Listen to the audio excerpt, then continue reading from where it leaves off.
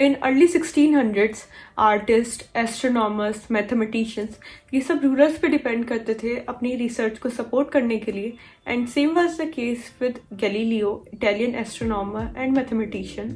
सो जब उन्होंने एक मिलिट्री कंपास इन्वेंट किया, he presented that compass to the duke of Gonzaga. उस कंपास को एक्सप्लेन करने के लिए उन्होंने एक बुक लिखी जो कि उन्होंने मेडिचीज को डेडिकेट की। मेडिचीज उसी समय की एक डायनेस्टी थी। दोनों रूलर्स को बहुत अच्छा लगा और गैलीलियो को भी काफ़ी फायदा हुआ। He got gifts from them and a lot of students, but he was not satisfied.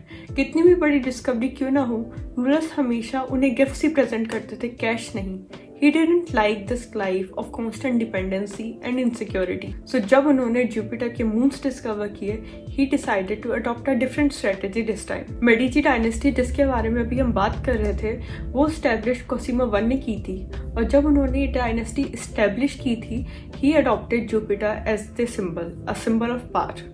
सो जब गैलीलियो ने ये जुपिटर के मून्स डिस्कवर किए, instead of just presenting them to the Medici dynasty, he decided to present it as a cosmic event. Galileo announced the brightest stars, the moon of the Jupiter, offered themselves in the heaven at the same time as Cosimo II was enthroned.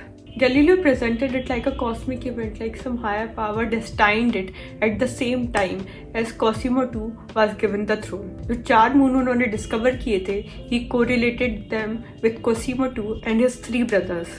And just like those 4 moons revolved around Jupiter, these 4 suns used to revolve around Cosimo I, the founder of the dynasty. Galileo ने एक emblem भी बनवाया जिसमें Jupiter clouds पे बैठे थे और ये 4 स्टार उनके अराउंड रिवॉल्व कर रहे थे, एंड उन्होंने ये प्रेजेंट किया कोसिमो II को as his dynasty's linkage to the stars. And in 1610 Cosimo II ने गैलीलियो को जगह दी अपनी कोर्ट में as his official court philosopher and mathematician with a full salary.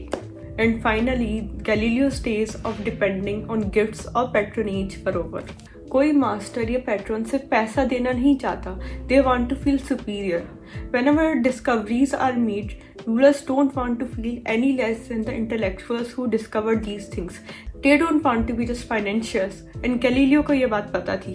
उन्होंने इसी बात को अपने फेवर में यूज़ किया, and instead of presenting the rulers with his discovery, उन्होंने एक कॉस्मिक इवेंट बताकर मेडिसीज डायनेस्टी को और ऊपर कर दिया, उस डायनेस्टी पे और ग्लोरी ला दी। And in one master stroke, Galileo achieved the security, independence and honor he always craved for.